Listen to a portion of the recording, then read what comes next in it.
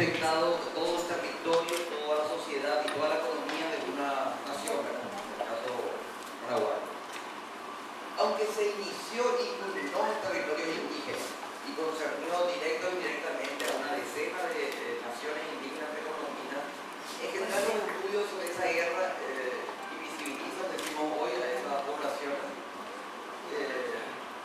Sin haber tomado ninguna iniciativa bélica, los indígenas fueron uno de los grandes perdedores de esta guerra.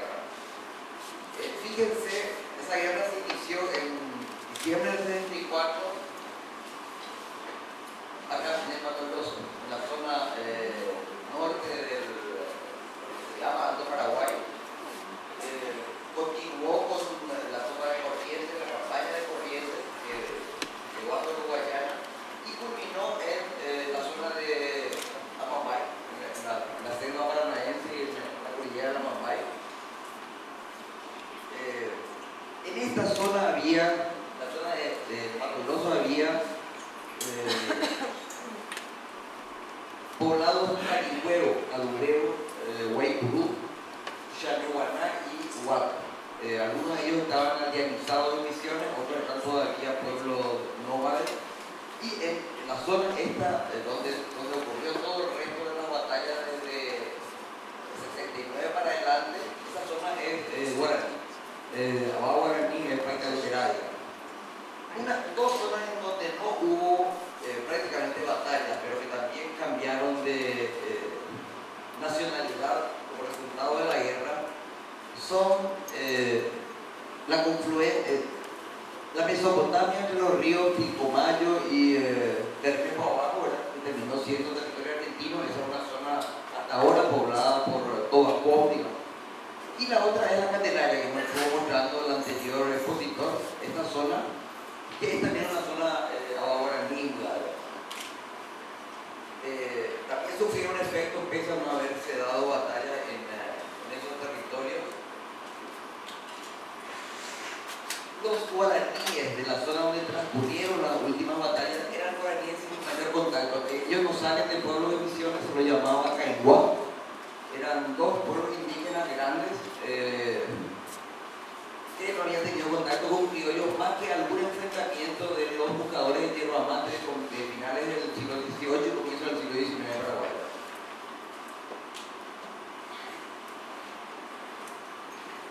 En la literatura nacionalista, al menos en la paraguaya, también en parte de la brasileña y de la argentina, trata de verse las pocas referencias que hay de participación indígena como una asunción de cierta forma de patriotismo de los indígenas que encontraban en cada una de las regiones a la causa de ese país. O sea, muy tardíamente, sobre todo después del revisionismo de 1920 y 1930, se trata de ver la poca participación indígena que se ve como adscripción a la causa nacional de cada uno de los países. Pero en general la guerra misma estructuró y dio forma a 3 o 4 países en América del Sur. O sea, no existían de hecho naciones antes de la guerra. Eso era sentido por gran parte de los pobladores criollos y mucho más por los indígenas que no entendían si había habido una ocupación de algún Estado-nación sobre su territorio. Jamás ellos podían sentir identificación con alguna causa, sino no habían sentido todavía los efectos de la ocupación de los Estados-naciones sobre su territorio.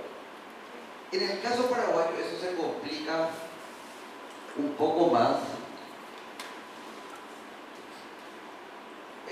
Los círculos rojos son las poblaciones indígenas que había en la línea, la mancha verde es la trayectoria de la batalla en esta guerra en territorio paraguayo.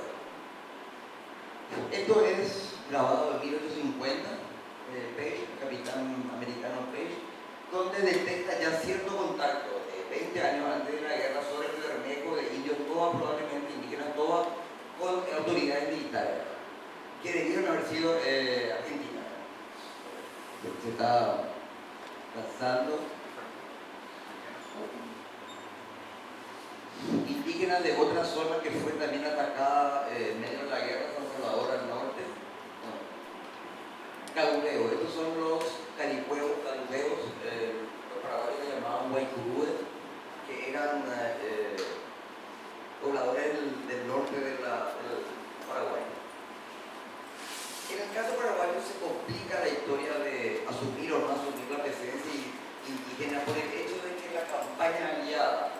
la brasileña, la argentina, que son los que más invirtieron en propaganda bélica, digamos, y sobre todo en artículos eruditos europeos, porque la publicidad sobre esa guerra, la campaña publicitaria de los dos bandos se extendió a Europa, sobre todo a Francia e Inglaterra. Insistían en que el ejército paraguayo era un montón de indios, que eran salvajes y que eran una colonia. Entonces, el caso del ejército paraguayo fue bastante más difícil asumir la participación indígena porque todos ellos eran tratados efectivamente de indios por la campaña propagandística aliada. Y de hecho, el gobierno paraguayo no reivindicó nunca ni citó prácticamente. Hay algo de leyenda posterior, pero no citaron la participación indígena en esa guerra precisamente por esos motivos. Y es curioso porque estos son terenas, las fotos de terenas del norte, del Mato Grosso, para los brasileños que todavía vestían como símbolo de prestigio los uniformes que le habían dado los brasileños en la guerra. En el caso paraguayo, el diario de Trinchera, una de las publicaciones más hermosas estéticamente y más valiosas que se busca hecho por soldados paraguayos, lo que hace cuando toma el tema indígena es burlarse de los indígenas. Es hablar de una cuádruple alianza donde brasileños y argentinos habían sumado los Guaycurú y explicando esa alianza porque eran tan bárbaros, sin fe, tan sin Cristo y sin Dios como esos indios de la última creación. O sea, la percepción que tenía el ejército paraguayo de los indígenas a lo que se usó era de salvajes que se habían aliado con la gente más salvaje todavía que eran los enemigos. Sin embargo, el presidente brasileño, el diario de Caunay, que era el secretario del conde de Evo, el jefe del ejército brasileño al final de la guerra, hay memoria de una francesa cautiva y hay un trabajo de Héctor F. de Tour, contemporáneo, al final de la guerra, constata la participación indígena en varias etapas de la guerra. Cuando los brasileños toman Piauí está, no me acuerdo nomás, es algo que está como a 80 kilómetros de Asunción, es el comienzo de la última etapa de la guerra. Encuentran allí 200 guanas en el pueblo de Piauí, en la nación Chanense, que fueron capturados al mismo inicio de la guerra en la misión de Monconsejo, en el Mato Grosso, y fueron traídos al Paraguay. Una población grande indígena que se trae del Mato Grosso a Paraguay. El ejército lo usa para disparar, cavar trincheras, transportar armamento y sobreviven algunos. O sea, esos indígenas que se pasaron toda la guerra, Mato Grossenses que se pasaron la guerra en el centro del Paraguay, sobrevivieron algunos.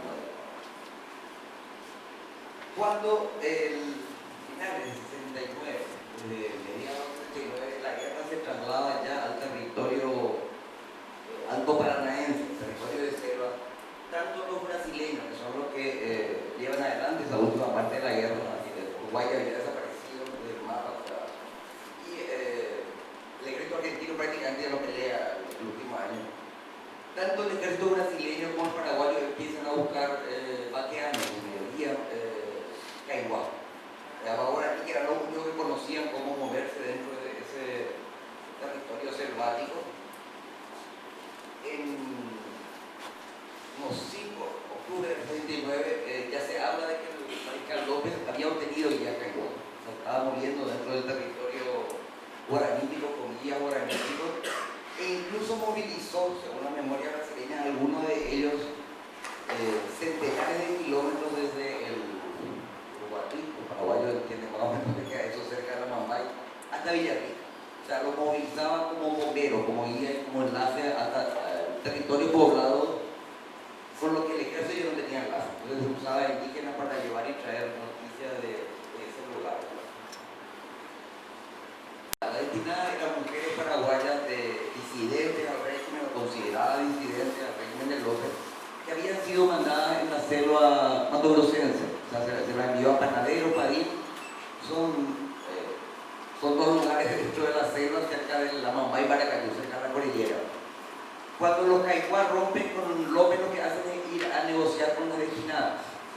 Eran mujeres que estaban, eran 3 o 4 mil mujeres que estaban con muchos problemas de aprovisionamiento, estaban muriendo de hambre.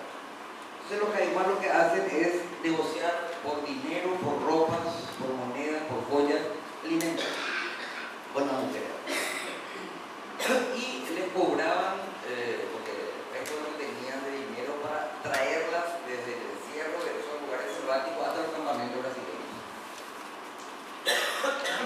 hecho nunca le llegaban a entrar del todo, o sea, le llevaban a la mitad de camino y después le decían que no se podía cruzar y le devolvían de vuelta a los lugares, digamos. Podría parecer que cambiaron de opinión política, ya que rompen con el Mariscal López, empiezan a proteger, castigada por Mariscal López, lo cual no es cierto porque de paso también tomaban cautivas. O sea, con las que podían negociaban alimentos y a las que no les tomaban cautivas. Todavía, 5 años después de la guerra, los demarcadores de límite y los yerbateros encuentran mujeres cautivas entre los que pueden tomar. O sea, se dejaron a intercambiar servicios y alimentos y en caso de no poder hacerlo, a tomar rehenes. La información es, de alguna manera, los guaraníes entendieron la entrada de los dos ejércitos a su territorio como una oportunidad de intercambiar presente con poblaciones que se estaban adentrando sin tomar ningún partido por una causa u otra. Llegó una manada de casas de la cual hay que aprovechar. Aunque en este momento el grupo Paitauterá reivindica cierta participación activa, así como leyenda, pero lo que hubo es cuando llegan 2 pueblos más a ocupar el territorio, vamos a ver qué se cosecha o qué se casa de esa gente. Había indígenas que sí prestaban, no guaraníes, servicio de la época de Francia, de la colonia que eran los Guaycurú, eran Bayá Guaycurú de la zona de Alto Paraguay y Chaco, que lo que hacían era de guía o de canoeros en el río Paraguay.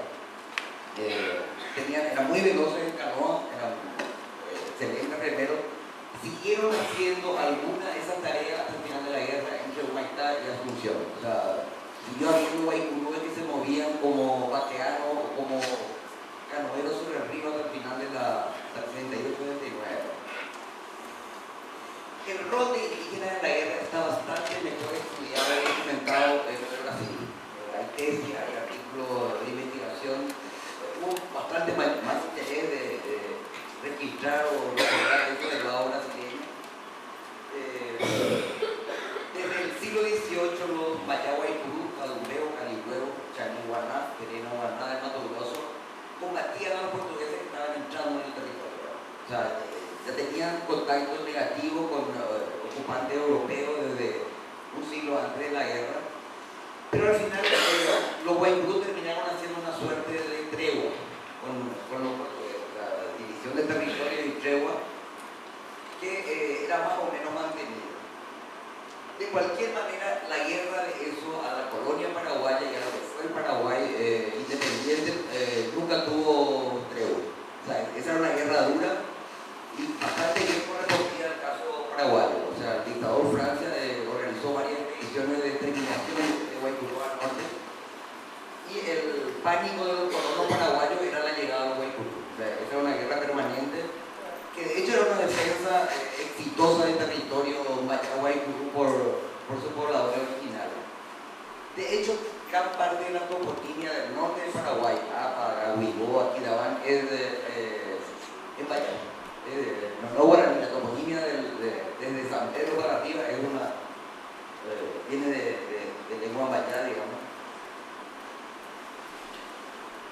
Cuando los paraguayos atacan Coimbra, que es la primera fase bélica de la guerra, al norte de Coimbra, Villa de Miranda, la débil defensa que pudo haber hecho se hizo con Guaycurú. O sea, los Guaycurúes se suman rápidamente a los atacados para defenderlos, trasladan a los sobrevivientes hacia el norte. Y cuando llega una comitiva brasileña que viene de San Pablo para tratar de retomar la zona, hay una obra clásica del relato bélico que se llama La retirada de la laguna. Es una expedición fracasada brasileña que trata de retomar Mato Grosso. También se sirven de guía Guaycurú y de guía Mayara, que son los que conocían el territorio. Los Mayá aprovecharon esa guerra de uno de sus enemigos ancestrales con otro enemigo nuevo para hacer ataques a los paraguayos, por supuesto, o sea, sin ningún comando brasileño. Entonces asaltan caravana, llevan ganado, se secuestran y matan gente, toman incluso charla de guerra. O sea, ellos empiezan a hacer, reactivan su guerra vieja con los paraguayos, aprovechando la oportunidad de la guerra, digamos. Llegan a tomar San Salvador al norte, en un momento dado, y a llevar mujeres, y a llevar armas y ganado. En junio del 69, a finales de la guerra, cuando la Armada brasileña sube hasta el Alto Paraguay, se le acerca a un grupo calingüero y le ofrece una chata artillada que ellos decían haber tomado los paraguayos. O sea, empiezan a intercambiar armamento que ellos habían tomado con los brasileños. Y lo que dice allí, o sea, se presenta por supuesto como amigo de sus socios comerciales, y lo que dice el secretario del Conde de Eure es, pese a no ser en verdad muy afecto a los brasileños, porque también tenía memoria de ataque a poblaciones brasileñas, eran sin embargo enemigos jurados de los paraguayos. O sea, dentro de su sistema de lealtad y enemistades, consideraban a ambos enemigos, pero la historia de guerra con los paraguayos era más vieja, entonces había más animadversión hacia los paraguayos. Y al final, cuando estaban persiguiéndole al resto del ejército que estaba hacia Cerro Corada, Mamay, Maracayú, lo que hacen es darle armas, los brasileños darle armas a los Mayaguay Cruz para que controlen el APA y el Alto Paraguay. Entonces, había un temor de que el ejército paraguayo pasara a Brasil de vuelta en su retirada, digamos. Entonces se convierten en ejército de apoyo desde atrás, controlando el Mato Grosso. Estos son los grabados del Cabichuí, donde denuncian la alianza Guaycurú brasileña. Fíjense que incluso la iconografía del indio es falsa, digamos, o sea, es casi un niño americano, digamos, porque debido a la genialidad de la población paraguaya con los Mayaguay Guaycurú. Estos son caiguás, estas son fotos postales de 1900, pero son todavía caiguás sin contacto con los paraguayos. Bocares 1910, 1910, pobladores guaraníticos de la zona de combate. Esto es una cuestión, una foto de la misma época, 1900, pero que habla de a lo que se abrió con la guerra, que continuó durante mucho tiempo. Después, el primer contacto de poblaciones indígenas, pueblos indígenas sin contacto con los criollos, fue con los militares. De hecho, el territorio del Chaco argentino, el territorio del Chaco paraguayo, eran territorios controlados y territorios geográficos armados con territorios militares. O sea, el primer contacto de muchos pueblos fue con militares de guerra, y eso permaneció durante décadas después. Algunos de los efectos de la guerra sobre los indígenas fueron sentidos en el momento mismo de la guerra, y otros funcionaron unas décadas más tarde. El primer efecto que se nota en la zona de Mato Grosso y del Alto Paraguay es la viruela, el contagio de viruela y cólera. Los indígenas que servían de vaqueanos o hacían tareas de zapadores para la brigada brasileña que trata de recuperarse, se enferman enseguida de cólera. Esa guerra tuvo cólera en todos los ejércitos, digamos. En 66, 67 hubo epidemias de cólera, de fiebre amarilla, de viruela. Asustados, esos indígenas volvían, se escapaban de la brigada a los que estaban sirviendo y volvían a su pueblo. Entonces hubo un contagio masivo de cólera y viruela entre esas poblaciones del norte. 2 o 3 años después de la guerra, cuando estaban demarcando el límite, un militar brasileño llega a la zona y habla de que restos de la nación Guaycurú. Y digo restos porque fueron prácticamente todos diezmados por la epidemia de viruela y de cólera unos años atrás. Es curioso, pero lo mismo sucedió entre los lenguas cuando 40, 60, 70 años más tarde, cuando la guerra del Chaco, cuando las tropas bolivianas paraguayas llegan al territorio lengua, y le llega con las tropas bolivianas paraguayas, le llega la viruela y mueren miles, y ellos no recuerdan casi la guerra, recuerdan la epidemia de viruela, digamos, como punto, como corte de agua entre antes y después del contacto con criollos en la zona. memoria de los indígenas matogroscenses en la guerra de Paraguay es una divisoria muy fuerte de agua. Su extenso territorio fue colonizado por criollos brasileños y la avanzada de los criollos brasileños fueron los combatientes de la guerra ucraniana. O sea, después de haber terminado la guerra, suben gran parte de los combatientes y se instalan en esa zona que había sido conquistada bélicamente. Y unos años después, ancestrales territorios Mayaguay, Purú y Chaneguaná se privatizaron.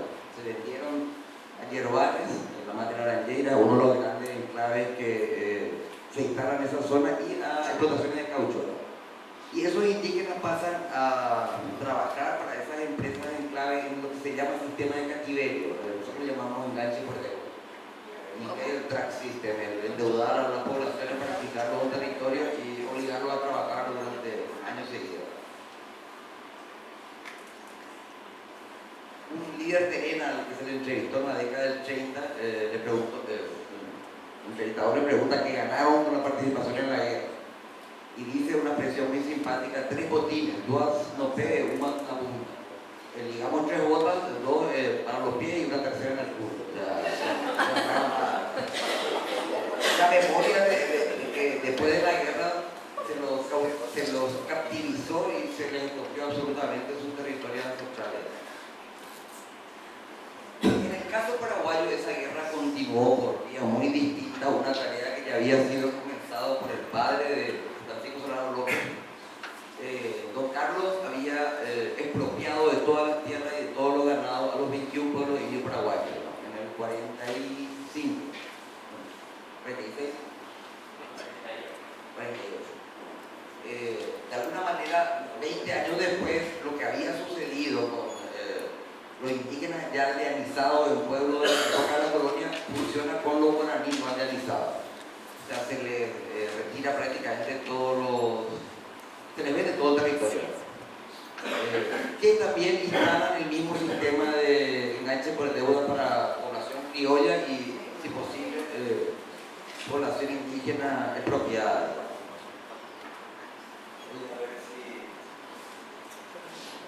Estos son indígenas cosechados de hierba. Esto es un grabado de Mercedes de 1850, es anterior a la guerra. Pero yo continúo ahora. Esto es el territorio de las últimas batallas que ocurre acá, y este es el territorio de la industrial paraguaya, comprado después de la guerra. A este mapa le falta, a este mapa de ocupación de un enclave le falta el de la Mata Laranjeira, que también cruzó el Paraná y ocupó esta zona, la zona de arriba, y el de una empresa francesa que se llamaba La Foncière, que se quedó con los campos. Entre esas 3 enclaves ocuparon prácticamente todo el territorio guaraní 15 años después de la guerra. 15 años después de la guerra. ¿Cuál era la empresa francesa, perdón? La Foncière. Todavía tiene campo en Paraguay. En el Chaco todavía tiene campo en Paraguay. Lo curioso es que acá, el final de la guerra se da acá, Cerro Corá. A 80 kilómetros de Cerro Corá está el sitio sagrado de los Paitahuiteras, se llama Yasucaventá. Es un cerro que tiene inscripciones rúnicas abajo, que es hermosísimo. Ellos cuentan de que allí Ñamatú creó el mundo. Y es curiosamente en ese lugar donde en la teogonía guaranítica el mundo nació, es donde acaba el mundo de toda una guerra. Allí prácticamente se les niega lo que para los guaraníes es el tecojá, que es la razón de vida, que es el territorio y la forma de vida, ¿verdad? Recién un siglo más tarde, la guerra termina, recién en 1970 se crea aquí, o sea, recién 100 años más tarde después del final de la guerra hay una oficina indigenista que devuelve algunas pequeñas propiedades a los sobrevivientes de Pai y guaraní en la zona, que curiosamente surge y es mantenida durante 30 y tantos años por jefes militares. O sea, se siguió considerando el tema indigenista como un tema bélico-militar. Bueno, creo que eso es lo que le van a quitar al anterior disertante, tiene que darme a mí por ahí.